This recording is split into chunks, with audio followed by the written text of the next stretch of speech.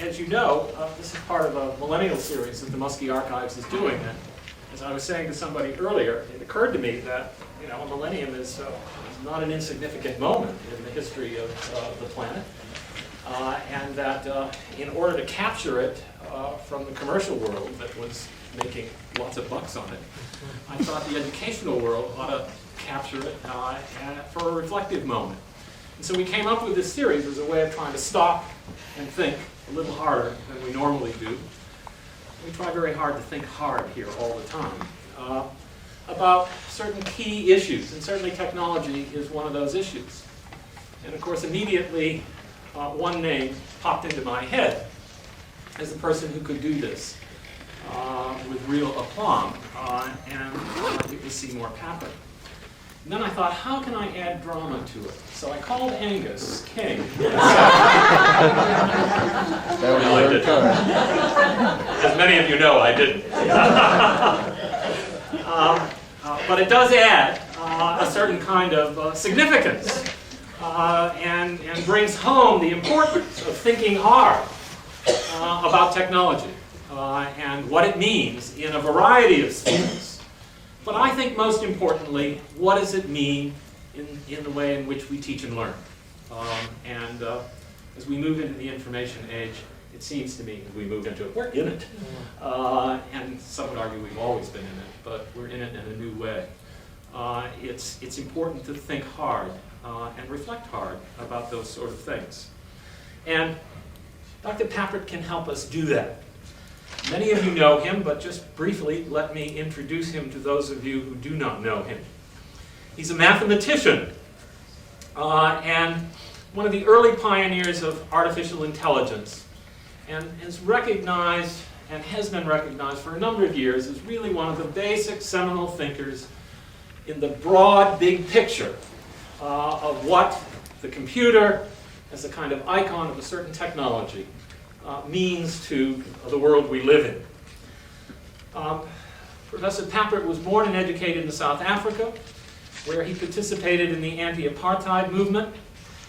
From 1954 to 58, he did mathematical research at the universities of Cambridge and Paris. He studied at the University of Geneva and began, under the tutelage of Jean Piaget, to study how children learn and think. And that led him to the computer, to technology, and eventually to Lego.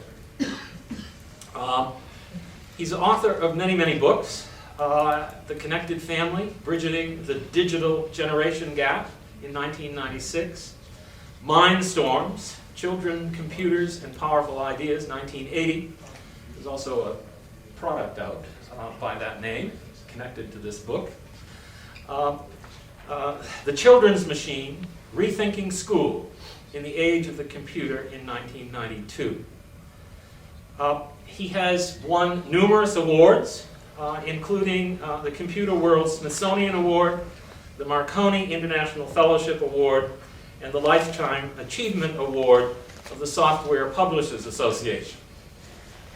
You know him as an engaging speaker, a big thinker, a creative mind in a world which needs imagination and creativity that doesn't come out of boxes like this, but comes out of this. And I have to say that it was reassuring for a Luddite like me to walk into this room with all this high technology and to see Seymour Papert standing here with a piece of chalk in his hand. That's my sense of high tech. But you're going to get much more than that. Please welcome Seymour Paperta.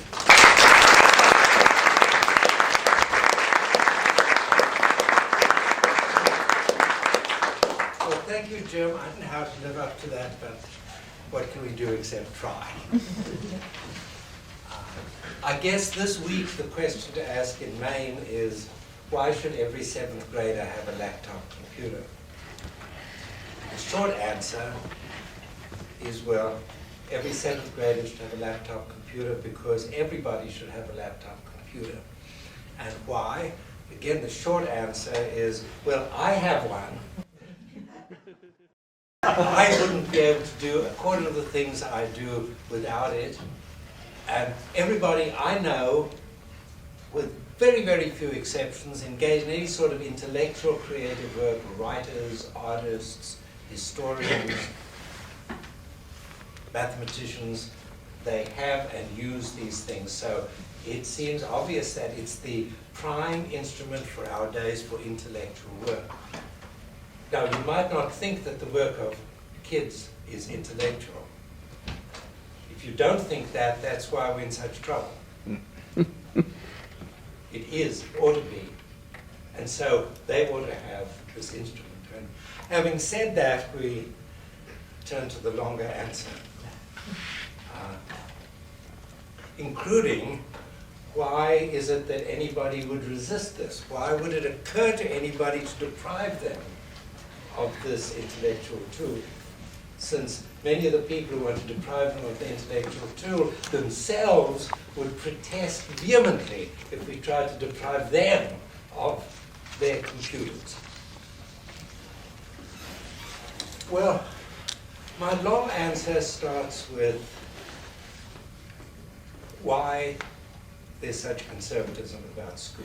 And I'm going to say that I diagnose the situation about schools and all the trouble that schools are in a very simple way. Society has moved very fast. School has moved very sluggishly at all. The gap between school and society increases and increases and increases. Kids are highly aware of this gap. School is out of sync with the world they're in. They don't buy into the idea that school is what prepares them for the real world, because it just doesn't match the real world they see. And that disparity is showing itself in the state of Maine by the fact that, is it nearly 30% or is it nearly 50%? I can't keep numbers like this straight because it's shocking, whatever it is, of our children have some contact with special education sometime in their school careers. Our school systems are being strangled by the cost of this curious epidemic of learning disability.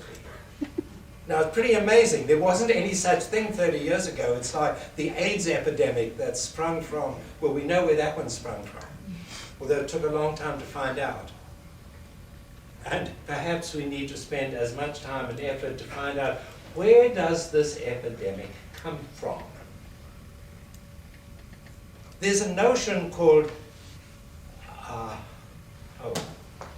forgotten what it's called, diseases caused by doctors. And in fact, at the beginning of modern medicine was a series of experiments demonstrating against the resistance of the medical profession and of the whole world that doctors were in fact infecting from one patient to the next, and nobody knew that. And so analysis of that phenomenon led to the idea, well, at least wash your hands before you touch the next patient. And this is a revolutionary idea. I think that our problems of kids are caused by something wrong with our schools. It's not our kids who are in trouble, it's our schools who are in trouble. But notice what we do about it. Almost to a person, to these days, what we do about it is say, let's go back to the old ways. Let's move school back to where it was. That is, let's undo the small amount that school has moved. Thereby, exacerbating rather than curing the problem. You see the same thing on the individual level. I can give you clearly documented cases. In fact, this morning, I heard from Mr. Gary Steger, who's there with that camera, who's working with me on a project in the Maine Youth Center, where we're working with a group of very troubled kids, some of whom were have been in trouble at school since the beginning. I'm seeing kids there. This isn't true of all of them, but I'm seeing some kids who were diagnosed early. These are clear cases of special ed, learning disabilities in special ed classes, and clear cases of the following phenomena. The kid comes to school with a mind full of imagination, wanting to learn, wanting to understand, and school tries to put this mind into a straitjacket. And the mind resists. And the kid with the biggest imagination and the greatest desire to learn and the greatest intellectual honesty, because this kid's not going to give the right answers just because you're told, is the one very often who has the worst trouble with school. It's bored to tears, constrained, frustrated, does badly. So what do? We say, this kid has a learning disability, so it follows that schoolwork is too hard. So let's give him easier things to do. So we put him in a special class where he has only easy things to do, and so he becomes more bored, more frustrated, and so the downward spiral goes, and so the number of kids in special ed increases from year to year to year until it will swallow the whole system unless something happens to change that. This is our crisis. Now, if you don't recognize the school system is in crisis, maybe everything I'm going to say is irrelevant, because you think everything's fine, and this is typical of systems in a state of collapse, that the people who like them think they're fine until it collapses around their ears. And I have often made the analogy with the situation in the Soviet Union when that system was collapsing, and we were all taken in as much as they were, that this is a strong and powerful and rich enemy, when in fact it was just falling to pieces, rotten to the core. But even when they began to recognize in the 80s, in the time of Gorbachev, that it was bad, they still tried to fix the little faults without changing the fundamental. And that trying to fix little faults without changing the fundamentals is what we're doing, using the same name, restructuring, which translates into Russian as perestroika. And this, I think, is a second cause of our top crisis in schools. We refuse to recognize it. When we do recognize it, we think that we can fix it by patching here and there. What else could we do? In a paper recently written for the National Governors Association by myself and Governor Gaston Caperton, who was governor of West Virginia, and who I think can be credited with having created the what I hope is going to be the second biggest statewide installation of computers in schools. We wrote a paper about what's wrong, what's missing in education. You can find it on a website.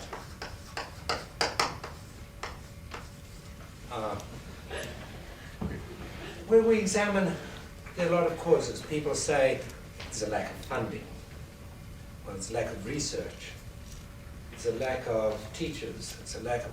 Let's make another suggestion. There's a lack of vision. And I'd like to emphasize what I mean by asking you, how many of you have seriously tried to conjure up an image of what learning might be like in 20 years' time? Now, let's be serious about it. We'd imagine a child who grew up in a home where there were computers from the day one of coming to consciousness. This child is used to, there's no end to it. At dinner, somebody was mentioning an example of how there are right now, this very instant, there are websites you can look into where there are cameras all over Africa at drinking holes.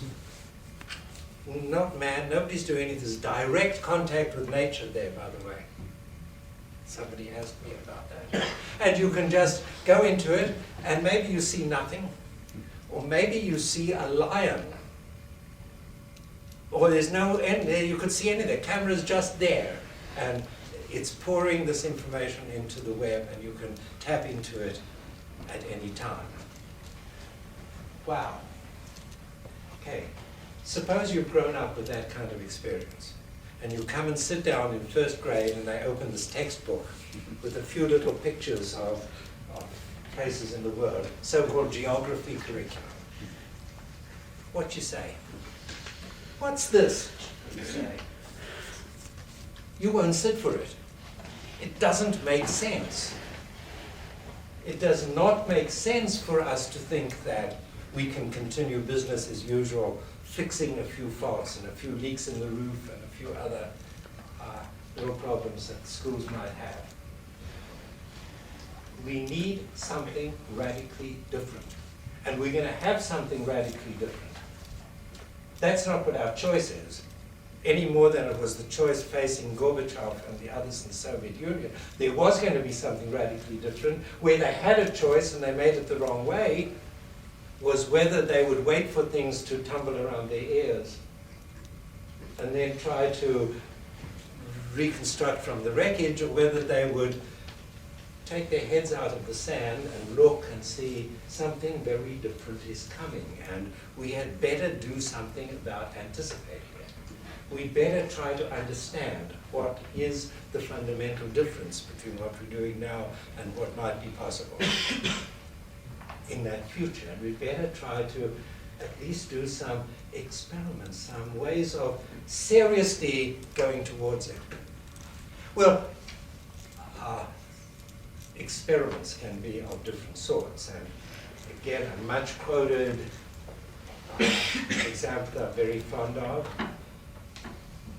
I like to imagine a world in which writing had not yet been invented, but they had schools, and of course, everything oral, we talked and people taught it. One day, writing was invented, and they made all these things like chalk and pencils and pens. Let's call it a pencil for a writing instrument. Then somebody said, wow, wouldn't it be a great idea to give kids pencils and have them learn to write, because then they could learn much better. So people said, well, go cautiously. So we'll start off, we'll put one pencil in every classroom and see how this improves learning. And if it improves learning, we'll then put two pencils. Then others say, no, don't do that at all. We'd rather have a special room where we have a big pile of pencils. Kids will go there for an hour a week. We laugh at them, yeah. But we're doing it. We're doing exactly that with the computers. Now, I've no doubt that in this hypothetical situation of writing being invented, that ingenious teachers and parents and kids would invent some very wonderful things to do with these pencils. No doubt. Just as we see in 1,000 schools, 10,000 teachers and 100,000 kids doing wonderful things with their limited access to computers. That isn't the point. They can do wonderful things. But what they would do with the pencils bears no relation to the role of writing in our lives. It would be something different. I don't know what it would be, but it would not be what writing is for people growing up in our society, where the pencil is part of the child's life from babyhood. Before the child even knows what writing means, it's scribbling on the walls and annoying its mother, but it's the part of the life. And then you use this pencil for everything. You write with it, you calculate, you draw with it, you threaten somebody with it, you trade it, it's a weapon, it's whatever, everything. It's part of an integral part, woven into the fabric of life. I think there's no doubt that computers are moving into that kind of status. And the only way we can go along with that and get the feel of what it's like, going along with that flow, is to do it. And to do it, we have to do something. Well, I won't say there's one and only one way to do it. But the idea that every kid should have a computer outside of the restraining confines of school is a way, and perhaps an essential part of any sensible way, to try to anticipate that future. It breaks down the barrier between school and home. It breaks down the aspect of our school world that's most like what I see as the cause of the breakdown, the fundamental reason for the breakdown of the Soviet system. I think the Soviet system could not work, and increasingly in a modern world, increasingly could not work because of its command nature, because of its centralized nature, because this is an economy based on a committee somewhere called the Gosplan that would decide what you would make, what you would do, what job you'd have, right through the whole society. And this could work at the beginnings in the simple early stages of industrial society. Sort of, although it was pretty bad. Didn't ever really work, but it got worse and worse. We try to do this with our education system. We try to have a curriculum somewhere that's going to lay down what you learn, when, how.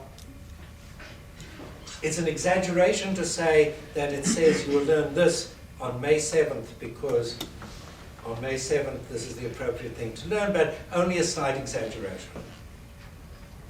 And I'd like to give an image of a different kind of approach to organizing learning.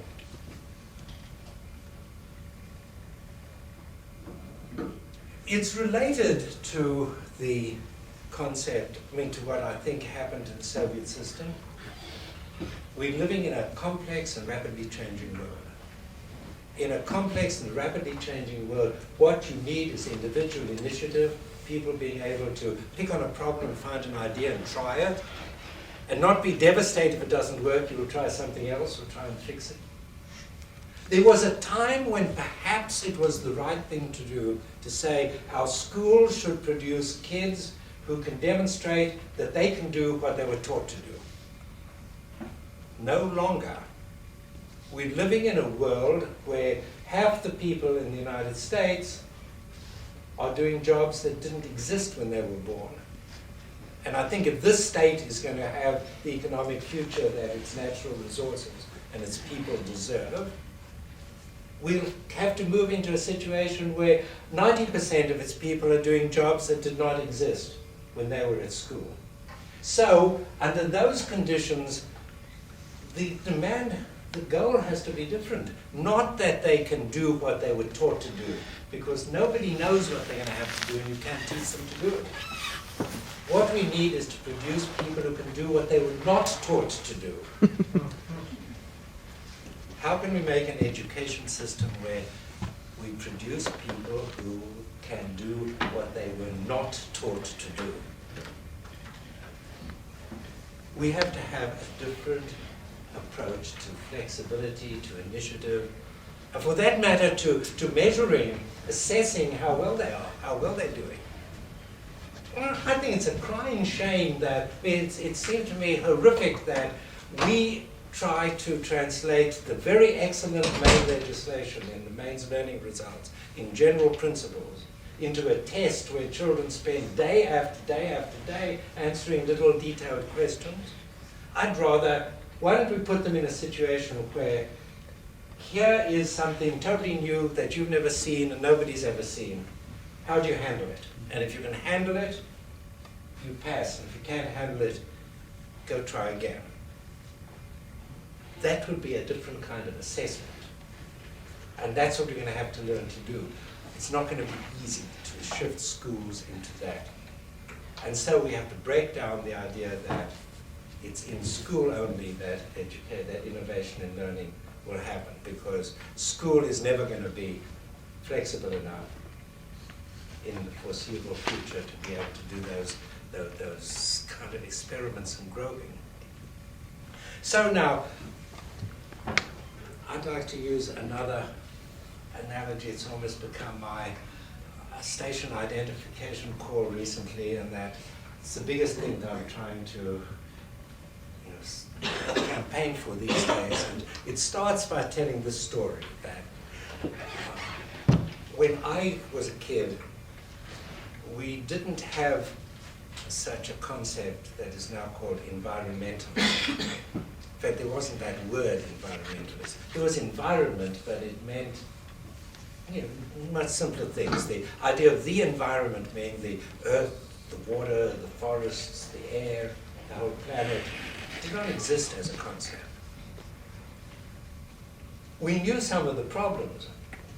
I mean, we knew there's a polluted river here, there was soil erosion there was fog there, but these were isolated, separate problems, and there were specialist people who dealt with them. There wasn't a profession of people who dealt with the whole thing, the whole area of environment and the health of the whole planet. Then in 1967, there was a seminal book by Rachel Carson called Silent Spring, which it seeded something. And if a book like that could have such an impact, it was because we were there ready. Like, when the atmosphere is saturated with water, it takes one little snow crystal to precipitate the storm, and the world was there. And environmentalism came very quickly, and it's penetrated very fast into our consciousness. And I'm struck by little things like, when I was a kid, maybe my mother said, turn off the light to save money. Today, kids say to the mother, turn off the light to save the planet. Big difference in way of thinking. I think we are at a point in time where we need that same change in relation to learning. Is the idea of, I don't have a name for this. Already we were appealing, and I spoke this morning, for a name for something else, but learning environmentalism, the learning environment, they are pretty good names, but this is the idea that I think we need, and I think it's coming. I think we see it coming from all sides. Right now, there are people in the world who are experts in parenting and how babies learn, in preschool learning, in elementary school learning, in high school learning, in adult learning, in dealing with criminal mind, as they call it, in all over the place, different aspects of learning. There isn't anybody who is concerned with learning as a whole in an unfragmented way. I think we are moving into a time where we need that other kind of more holistic thinking about learning. Let me just take an example. On his background, the example, we say, why is it that Rachel Carson could have that effect in 1967? Why didn't it happen 20 years before, 20 years later? Well, it happened about then because that was about the time when new forces, and in fact forces of technology, were overcoming, were becoming beyond what could be managed by the traditional ways of handling the different problems that have to do with environmentalism.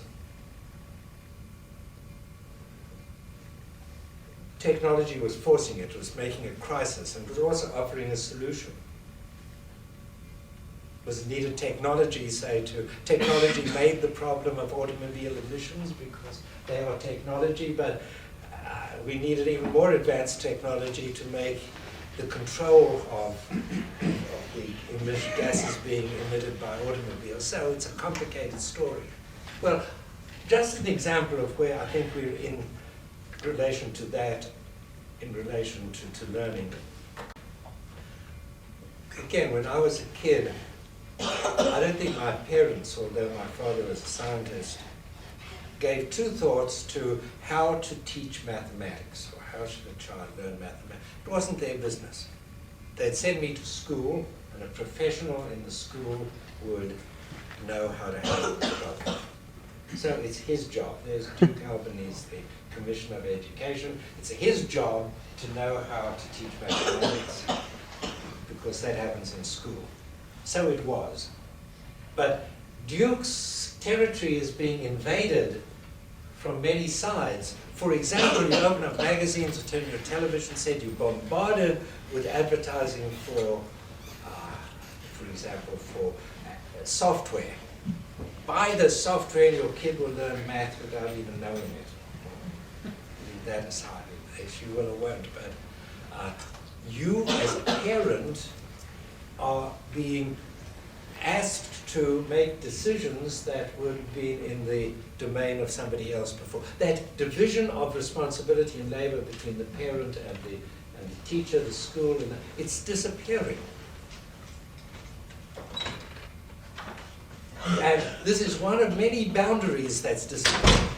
The boundary between the division of labor and of response between adults and children. How many families now turn to the kid when the VCR won't work, or when the computer crashes?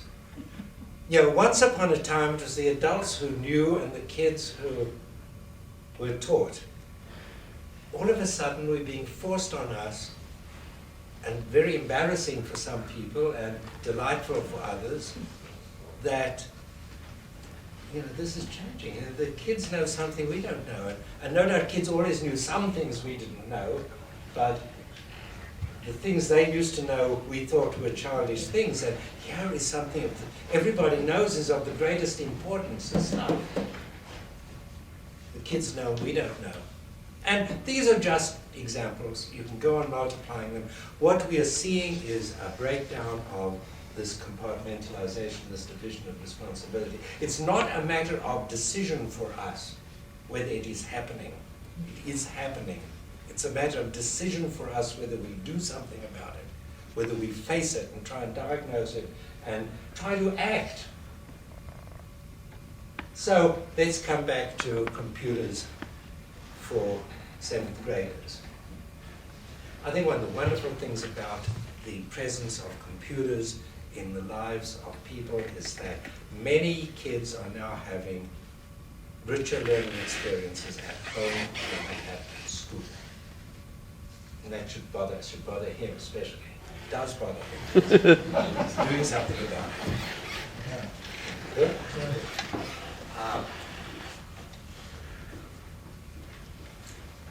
This effect can play itself out in 2 different ways. One way which we are seeing is that the kid who has this richer experience at home comes into the school and is disaffected because the school is not acknowledging it, and the disaffection becomes an epidemic in the school. The other way is to be imagined, and in some schools it happens, but unfortunately not in most. The kid comes into the school with this rich experience and shares it with the school and the teachers, the other kids, and it's part of the same learning experience, and there's an enrichment of school by home and home by school. The kid becomes the driving force of change in education. This is one of many reversals. This morning I was giving a talk under the title, Turning Learning Upside Down. And this is one of many reversals. Who's the learner, who's the teacher? Who is the driving force? Who is pushing for education reform? Is it some philosopher like John Dewey, or some psychologist like Piaget, or is it the kid? It's increasingly the kid. And this kid power is what's flowing into our schools now and beginning to make a pressure. Could be a pressure for change or for disruption. That's up to us. Well, I think that putting out these laptops is a step in that direction. It's acknowledging this change in the distribution of locus of learning and of responsibility for it between school and home and curriculum and not curriculum and play and work and fun and games and all these artificial divisions. I want to just touch on some of the big objections I've heard to the scheme. And one of them is, well, before you put those things out, we should teach the teachers how to use them. What an insult to teachers. It's an insult to teachers in lots of ways. I have a friend on Deer Isle who's a lobster fisherman, and his wife picks crab meat. They bought a computer because they were dissatisfied with their kid being at school and decided to homeschool the kid, keep the kid at home. The wife decided to master the computer.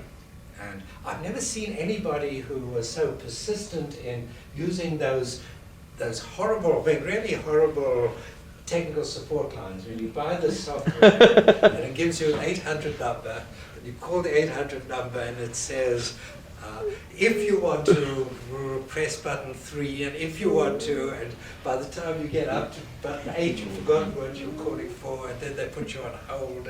But she persisted, and she'd call and she'd call and she'd call until she could use all these things better than many students in computer science departments. And she needed to be taught. She really didn't need to be taught. She learned. And she doesn't have any college degrees. So why can't the teacher do what she can do? Of course the teacher can do what she can do. There are I don't know how many, 60% of American homes have computers. Well, let's say half of the people, they don't know how to use them. But that leaves another half. And let's say, but a lot of them are really using these computers very well, but a minute fraction of them ever did anything like having a course, being taught how to use, being trained how to use that computer. They use it much better than if they'd been trained how to use the computer. I mean, it's good to train tigers in the circus because you want them all to do the same thing. It's not good to train teachers because any more than you want to train teachers to train children. The point of learning is not, it's different. And coming back to my Soviet analogy, I think the great thing about what could happen with these computers in every kid's hand is that teachers would be able to use their own imagination to experiment with different ways of teaching and learning, to break away from the centralized command economy, the centralized command system. I do think we will see a flourishing, and we've seen it in many places where some similar situation has been implemented on a smaller scale. I don't know any place where it's on a statewide scale, but there are, I was told, I don't know the numbers, but maybe 100,000 laptop computers that have been in projects where the whole school gives or insists that every kid has a laptop computer, and we see wonderful things of this sort happening there. So I think that this objection that train the teachers first and then give the kids the computers is standing things on its head, and it's a typical example of trying to look at the new through the tunnel vision of the old. It seeks to deny what's most wonderful and valuable about the new situation being created, where people can use their imagination, where they can learn to do new things using new tools, and that give them the opportunity to be highly creative. So, maybe that's a good place to stop, and let's have some reactions and questions. But I think that I've carefully monitored all the comments on this laptop scheme that I see in the newspapers, and I see a bunch of, I'd give a classification of kinds of objections. There are objections from people who simply don't see that we are going to have to change our ways of thinking about learning. And of course, if you don't see it, if you think the future is going to be like the past, well, why should you do anything except it in the past? Let's hope that that view doesn't prevail. Then there's another kind of people who think something new is going to happen, but their way of making it happen is based on the way we did things in the past, so that although they couch it in terms of doing something new, they want to do the new thing in the old way. The brilliance of this scheme is that it breaks out of that. It breaks out of the compartmentalization of learning into school and home and high school and junior school and this subject and that subject. We cut across the disciplinary boundaries, we cut across the age levels, we cut across home and school. And we cut across the command system by liberating individual enterprise and achievement. So, if you don't see those things, it doesn't make sense. Why should we give children these expensive devices? We also see some very funny kinds of arguments. That's the last kind of, like for example, kids will lose them. And I see a letter, quite a few letters to the press where mother says, my kid loses her gloves everywhere. Think what she'll do with the computer. Well, I've got to admit something. My wife gave me a beautiful pair of gloves for Christmas, really lovely, and she was quite hurt, and I'm sorry, because I lost them quite quickly. I lose gloves, I lose hats, I don't lose my laptop.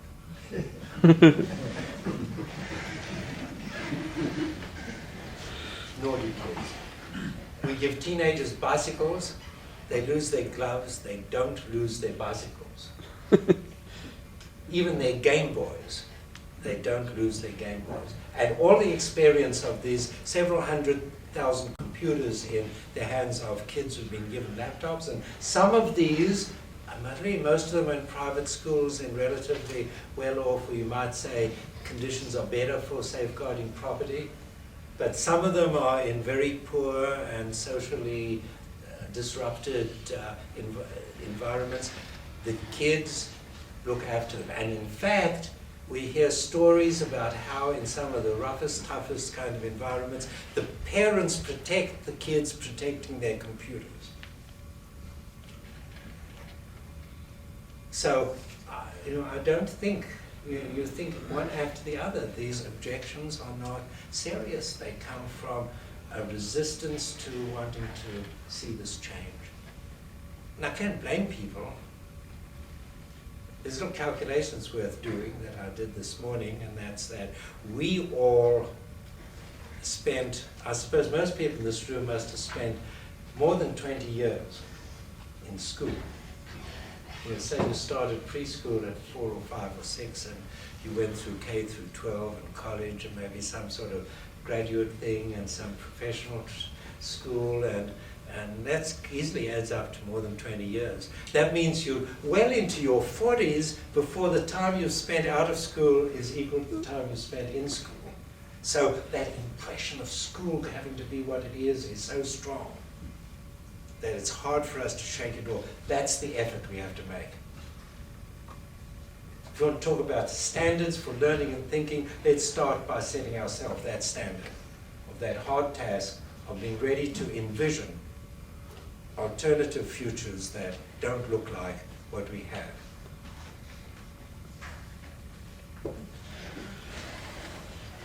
Well, that's...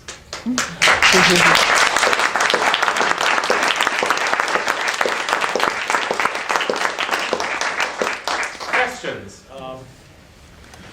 rebuttals, amendments, yeah. Just one more objection. I'm wondering what you think of it. What do you think of the objection that people are scared kids will become addicted, obsessed with increasingly realistic computer games? Well, I would say that is a danger. It's happening anyway. This thing is not going to change that. Kids who want to get at computer games get at computer games.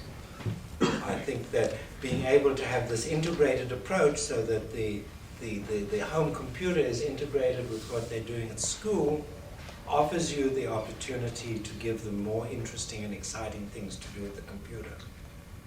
At the moment, school is not able to offer kids any alternative to the computer games, and it's another weakness of school that the kids prefer the computer games to doing serious creative things with the computer. To give one example of serious creative things, the computer, we have, and you can see this even at the Maine Youth Center, where there are kids who don't succeed very well generally in schooling, and there are kids who are rising to the challenge of making their own games, because we have a rule there. If you make it, you can play it.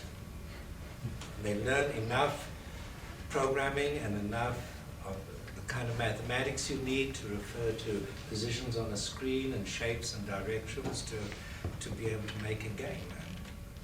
And that is, they are highly motivated to do that. So, I mean, I think that, like many of the objections, it's standing it on the head, that in fact this addiction with games is a reflection of what we are trying to change.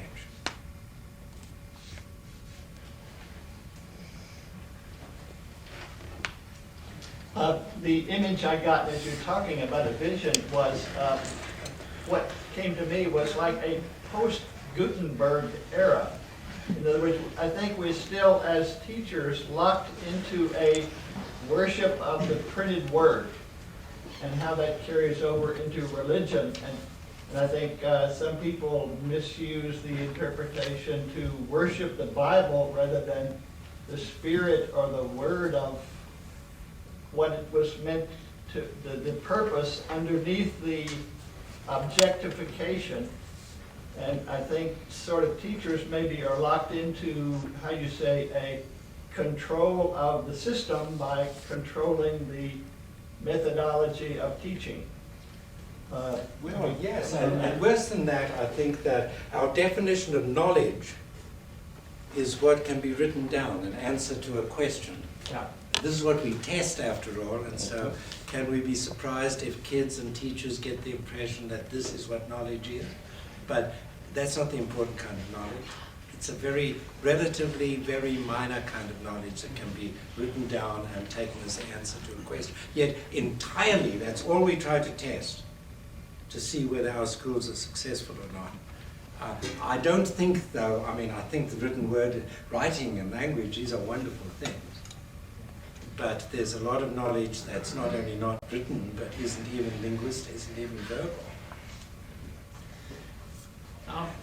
Help me understand, well, lots of things, but help me understand how the child who goes across the street to 7th grade school is going to function and relate to other children and to teachers in different ways if the laptop does all that it can do to bring about this transformation. What's it going to look like? What's going to be going on there? What am I going to see if I pop in? What, with this kid? In that new 7th grade over there, that's going to be in significant ways altered by the introduction of this laptop. Well, I'm afraid, I think I was carried away by rhetoric, just to give them more examples that are going along. Let's give one example. All right. This is something fresh on our mind. At the youth center, maybe Gary can add something to this because he just came from there this morning. We give kids a lot of technology. I see this thing, Meccano, is serendipitously here. We don't use Meccano, although we thought of it. We give them a building material, we use Lego, supplemented by motors and gears and a little computer that you can program to control it. And using this, you can make a little robot, they call it. You make a little, it can be a vehicle and has light sensors, and if I guide it with a flashlight, it will follow the flashlight. And so we can get involved in doing some quite sophisticated engineering. And not only at the youth center, we can do this with 6- and 7-year-old children. So a first image is, here are kids who are making things, and making much more sophisticated and complex things than children of that age could make without modern technologies. And it's not only the computer, technologies of inexpensive motors and gearing and plastic materials to build with. This is also technology and as important as the computer. We shouldn't distinguish them, and having sensors. And So we will see kids working at building things that function. So we'll see kids working, trying to make something do something, and it won't do it. It never works first time. So they run into problems and obstacles, and they have to overcome them. They have to overcome them by thinking, by trying, by asking someone else, by looking at a book, by looking on the web, wherever they have to find the knowledge they need to solve this problem when they need to solve it.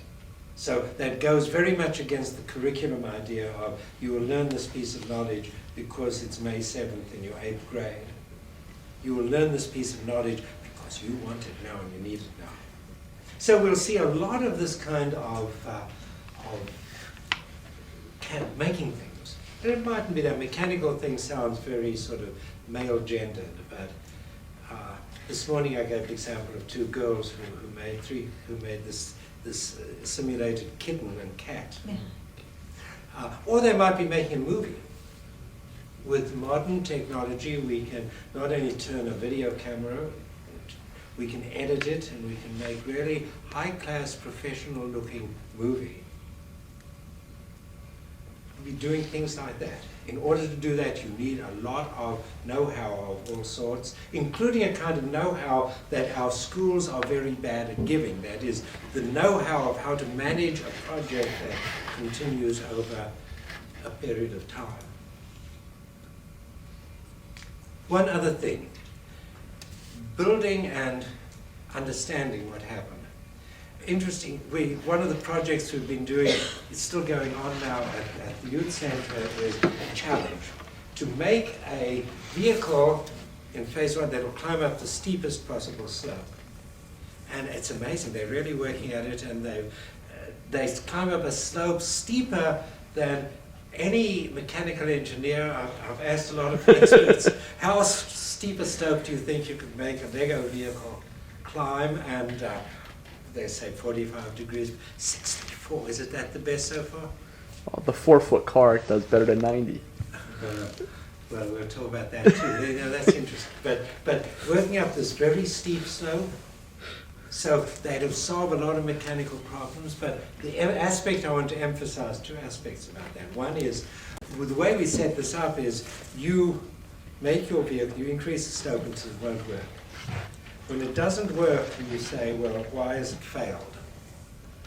And write on this whiteboard next to why it's failed. And there are 4 kinds of reasons why it might have failed. It failed because it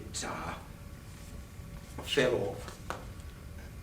It failed because it stalled, it just couldn't go. It failed because it started slipping and skidding. It failed because it broke. And each of these causes of failure leads to contact with a different powerful idea for how to do something about it. If it fell off, this is a question of equilibrium and balance and center of gravity. And so kids whose vehicles fell off, we take them aside and do a little bit of discussion with them about the idea of center of gravity. After the first week, nobody's vehicle fell off, because they all understood how to work the center of gravity well enough. Then if it failed because it stalled, well, that's because it didn't have enough what's called torque, force on the wheel. The kids say power. Now you can get around that too, and there's an important concept, mechanical advantage, gearing, and by using gearing you go slower, but you can go up. You can always overcome that. If it broke, there are ideas about structural engineering and structural strength. If it slipped, that's the fundamental one, the friction. You can't, in the end, and they could study friction. But each of these scientific concepts is being studied in a deeper and very different way from the way we do it in schools. But it's this, in a sense, the same basic powerful ideas, but integrated not by their place in a curriculum linked to what's appropriate for 8th grade or 5th grade, but to what fits into a project where the structure of the work they do is, they're working on a challenge. They were working on this for many weeks. They're working on it now for many more weeks than we thought they would stay with a project like this. and they try to understand. And they're trying to understand in order to achieve a purpose. A very different kind of understanding. And Gary was suggesting about mentioning the one that went up at 90 degrees snow. I think it's impossible, but it brings out another lovely, lovely point about one of these kids, in fact, my prime example of somebody whom I think is a brilliant mind trapped into special ed. He was one of the first to make one of these steep climbing things. It's relevant to what I'm going to tell next, that he made one according to the rules, a climb down. Then one day he sneakily came up to the teacher and he said, could we better define exactly what is meant by climbing up the slope? So the teacher took him literally. I think they had a discussion in the class. I wasn't there that day. And what they came up with was, you draw this line, and the front wheels have to cross that line, and that's what counts. So he went away and he started building some weird thing that nobody understood. At the end, he built a vehicle halfway across 4 foot long.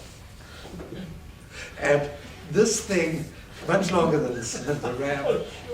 So the front wheels, the back wheels were still on the ground, but the front wheels were on the top. So everybody said, cheating! But it gave an opportunity for a really good discussion. What kind of cheating is cheating? And this was an interesting kind of cheating. He was doing a very important kind of thing. He was really playing with this idea of what's meant by climbing the slope. Now, I don't know, if he had started that on day one, I might have said, no, you can't do it that way. But he didn't. He first did it by the rules, and then he broke out of the box. And did this wonderful out-of-the-box thinking. And I thought it was great. You know, it happened to show up on the MEA. That's the kind of thing you would see. And excitement you would see. You would see excitement about ideas, and you would see people not only excited from time, but in between the moments of excitement, learning that it's a long, hard struggle in between your moments of excitement to make it work. But if I can just follow up, what I see in that example is much more a radical transformation of what it means to teach and what it means to learn. And I would argue that that could go on without a laptop. Right. In lots of different classes. Well, there wasn't any laptop in that class, but I think that couldn't go on with the kind of technology that you had when you were at school. Oh, that's for sure. Yeah. So the point is, of course, the technology doesn't do anything by itself. I think I've written a paper called Technocentrism. And I mean, the idea that the computer will do this or that or the other is a thoroughly bad idea. And I think that both critics and utopians are much to blame for asking questions like, does the computer do this or does it do that? The computer doesn't do anything, but it makes it possible for people to do many things. You know, for that matter, we don't ask, does printing,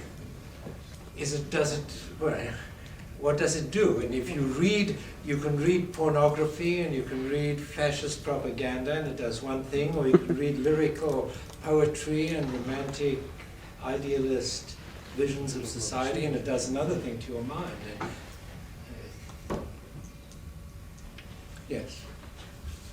I guess that segues nicely into a concern that I have, and that's just what you were saying, is that the computer is only a tool. I mean, you can do wonderful things with it, but you can only do as much as the person who's using it wants to put into it. And my question is, what's the use of giving computers to students if the students aren't going to find motivation in themselves? Like if they don't have the motivation to do creative, wonderful things in them with it on their own initiative, and if the teachers don't have the right attitude or don't have the right, I mean, you gave the example of the homeschooler parents who learned how to use a computer very well, but I know from my personal experience in public school systems that there are a lot of teachers who are very reluctant to use technology, who wouldn't be interested in doing that kind of thing.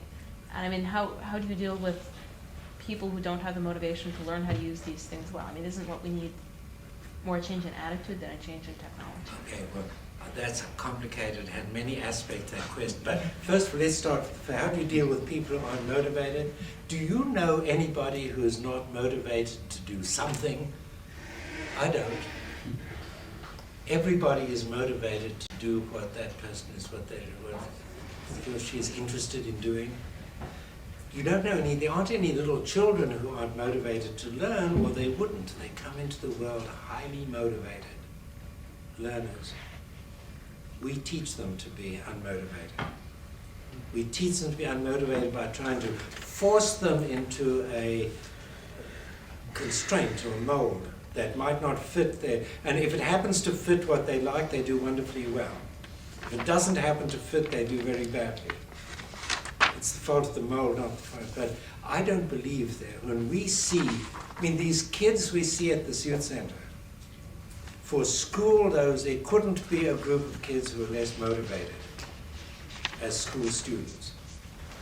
There isn't one of them who isn't motivated to do some of these things. And the idea we give them a sufficiently wide range of different things they can do and different ways they can get involved in it. And one might be motivated to build these vehicles, another's motivated to photograph it and make a record and analyze. They're all motivated, and our problem, what we're looking for is how the technology can open the range of connections it can make with all the kids. Now, we don't know how to connect with everybody, and there might be some teachers, there might even be some kids who just will stay unmotivated even though we've brought this in. But I don't see that can be taken as an objection if those teachers who are not motivated to put themselves out to encourage kids to learn now, some of them might still not be motivated, and we aren't any worse off in relation to them, and we're much better off in relation to the rest. And if we can increase the proportion of motivated learners and teachers from X% to 2X%, or even to X plus 1%, it's pure gain, and we haven't lost anything. So the fact we don't get up to 100% can't be taken as a reason for not doing it. But what about the fact that there are a large number of people in this world for whom their motivation lies completely away from computers? I mean, their motivation lies in doing things that don't involve laptops. I'm sorry, we heard this. This is not about computers. I had a little experiment I did. One of the first times we put a lot of computers in the schools, way back in the early 80s. After the computers were there, one of my graduate students did this sort of survey of opinion, asked the kids, what are you doing? Here these kids working. And in the first time this was done, there was in the first week, they all said computer, doing computer, that's their language. About 2 months later, I did another one, and most of them said logo, because logo is the computer language they were using. So they'd got a little way to the technology. 6 months later, we did a survey. None of them said computer or logo. They all said things like, I'm making a game, or I'm making a this or a that. The computer had become transparent. It was just the extension of itself. And I like to make this sort of riff on that. If you go to a poet and say, what are you doing? The poet is very unlikely to say, I'm using a pencil. Although he might be. He'll say, I'm writing poetry. That computer is a universal instrument. Musicians use it, writers use it, poets use it, scientists use it, mathematicians use it, geographers use it, criminals use it, managers use it, CEOs, everyone uses it. It's an instrument that can serve all these purposes. And I think that's one of the ways that what's called computer literacy, I think, falls far short of really being mastering the computer, because you are taught certain specific uses of the computer. The wonder of the computer is that it's this very universal, highly flexible thing. What we'd like kids to learn with it is that whatever you are interested in, this thing can serve that, enrich it, you can do it better, in a way that makes more connections with other knowledge, It allows you to draw on sharing knowledge of how to do that with more people, and so generally does it better and contributes more to turning it into a learning experience as well as the specific achievement that you would have. Answer your question? Sort of. Yes. Yes. So the question's a little bit different. Given the description that you've just that you've articulated about resistance, and about the reasons for resistance, and the way that you've analyzed, for instance, the reaction that people have given, that we've heard in the debate about this, what would your advice be to help people think about learning based on the future and not the past? How do we solve it? We don't solve it. We can't solve it. We have to give up this attitude that we can do it. And it's put into the hands of everybody the means for them to do it. And this is what I see, why I see there's this brilliant effect of putting these laptops in the hands of all the kids and all the teachers. Because first 10%, then next year 20%, and we'll get, instead of an epidemic of learning disabilities, we'll get an epidemic of people creating and inventing ways of using it. What we have to do is to liberate the spirit of enterprise and initiative and imagination and creativity in using these things. And they'll come. And all our experience, I've never known. I must have in the last, I think I've been around in this business of computers and kids for longer than anyone else alive. I mean, since the 1960s, when I was being accused of being a horrible elitist because of trying to use public money. This is what I heard when I first tried to get a government grant for the work. Using public money on something can only benefit the children of a few millionaires. Well, despite all that, I go into a place, every time I go into a place where kids using computers, and I say, I'm going to do this as a sort of duty. I've seen it all. I'm taken by surprise. There's something I've never seen before. It's honestly true. Isn't it true, Gary? I mean, it's impossible to go into a place with a lot of kids really using computers who have the tools to use them and who have enough time and freedom to learn to use them without they're doing something that takes you by surprise. You never thought of that. You know, that's why I believe in the future, because kids are so wonderfully inventive. And not only kids, teachers and adults too, everybody. We just have given them the instruments that take off the constraints. See, I think that's something that again, taking some notice, so if they found it very hard to understand it. Because their first reaction to the breakdown is that their system, their central, was to create another centralized system that would be better. And very hard, and they still haven't quite got it, or there's still resistance to the idea that said, let free enterprise flourish, let people do things without trying to have some smart committee decide what's the right thing to do. And that's the way that this country has prospered. I was, little incident, man. I was in Denmark a few weeks ago with the Lego people, who are the owner of Lego. Kjell Christensen is a wonderful guy who really believes in kids and creativity. And we're talking about he would like to make a series of movies about the idea of learning, a television series. And to give people a sense of the huge variety of different ways you can learn.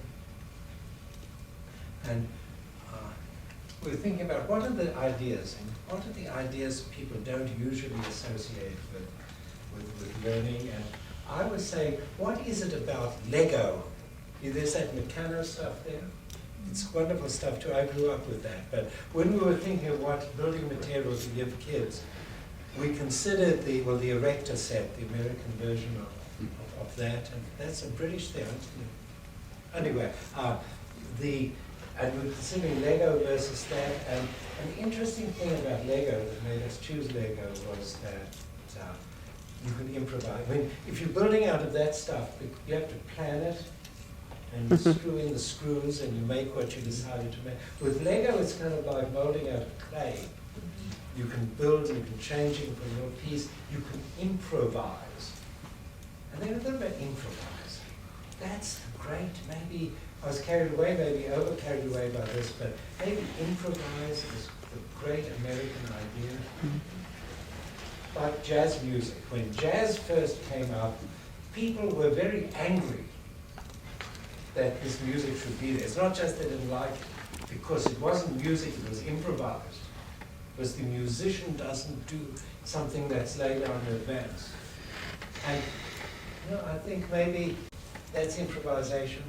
It's American music, and it's Silicon Valley, which was improvising a new industry and a new economy based on thousands of people. That's something that's never existed before. Starting all these little startup companies, and if it fails, you don't take this as devastating and you go into bankruptcy and into the poorhouse, you start another one. Yeah. And this is improvising, and this is what we see in the schools with kids, and how we see little babies learn. And maybe that's the secret of what makes America great. So, I mean, the question was, what do? We don't. We let them in. We let them do it and give them the conditions. Yeah. I just like a clarification. I think I'm seeing this come off as sort of another method to help children learn, just like some kids don't learn from oral note taking. I just like to clarify. No. It's not, well, yes, it's not a method, but that's not the essence. First of all, when you look in schools in the education world, are you an education student? No. In the tradition of education, there have been different methods. Like, should you learn reading by phonics or by whole language? Should you learn science by discovery or by lecturing? And so on. One big difference between all of those and what I'm saying can happen here is that all of those are, say, you're going to teach a specific piece of knowledge. Today you want the kids to know this. And here are different methods to get them to that. I'm saying no. Saying no. I want them to follow their own interests. And my role as an educator is to show how to deepen their interests so that they'll make connections with important ideas and deeper knowledge and greater wisdom. So that's one way in which we're turning it upside down. It's not a matter of teaching the same thing by a different method. It's a different dynamic. It's a choice of what you want to learn. So what you learn is what you're interested in. And if you're passionately interested in music, I'm going to teach you mathematics. I'm going to teach you to use this computer to make music and to turn mathematics into an instrument to serve your own interest in music. And well, you can call it a different method if you like, but it's a very, very different method. But more than that, I think it's a change in what we think kids should learn. I was telling this example of building a little device, a machine, very sophisticated machine that would follow lights or move around, do complicated things for little kids, 6 or 7. That kind of knowledge that they're learning includes stuff that is only taught nowadays at college to engineering students. We have a kind of sequence that got established that first you learn, like you learn to add numbers. Then you learn to do algebra. Then you learn something called calculus. Then you use this to learn physics. And then you learn engineering, maybe if you go on that. Turning it upside down completely. You start with engineering, making things. And the physics and the mathematics comes out of that. They are means to doing this. And after you've used them, you then stand back and look at them and analyze them and formalize them and tidy them up. crazy idea invented in my head? Not at all. This is the way it happened in history.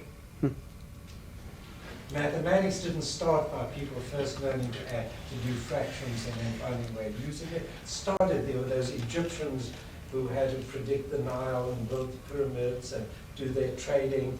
They were doing things, and mathematics emerged as a particularly powerful way of doing those things, and then it became more and more abstracted from that until it became this beautiful gem of pure human thought. I'm saying that because of the limitations of teaching methods, we've been forced in school to use our natural orders of things and to make the several pedagogical order out of step with the historical order and the natural conceptual order. We're just going back to, we're saying this technology allows us to go back to do it in a natural way. And why? Because kids can do things with powerful ideas. In the typical classroom, you can't do anything with the ideas you're supposed to learn except answer questions.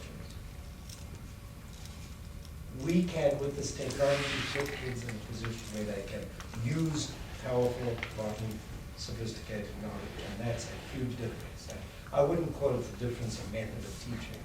It's a different approach to knowledge, a different sense of what knowledge is important, what can we learn, what can't, and of how we learn.